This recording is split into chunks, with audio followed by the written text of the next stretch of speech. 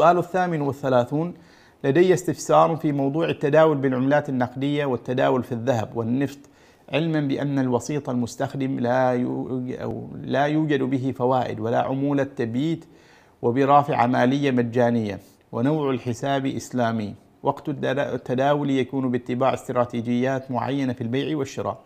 الشركة مرخصة هنا في السلطنة، فما حكم هذا النوع من التداول؟ أنا في شك بالغ حقيقة، ولا أخفيكم، من كل المنصات التي تقول إنها تتداول الذهب والنفط.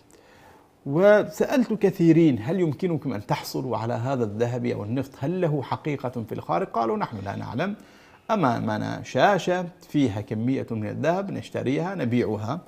ومع وجود هذا الإشكال أنه لم تكن هنالك حقيقة بعض هذه السلع، فلا أحب الدخول في مثل هذه التعاقدات. وإن سميت إسلامية، إن كانوا يسمونها إسلامية، فهل هناك جهة تشرف عليها، تشرف على أعمالها؟ أولا تشرف على إنشاء عقودها، ثم إنها تشرف على الرقابة على أعمالها. إن لم تكن هنالك هذه الجهة الموثوقة من أهل العلم، فلا أحب الدخول في هذه المعاملات، فإنني في شك منها، لأنني سألت كثيرين: هل هناك ذهب حقيقة؟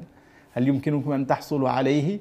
فإن كان هذا الشك في محله، فالقضية لا تزيد على أن تكون نقودا بنقود، والله أعلم.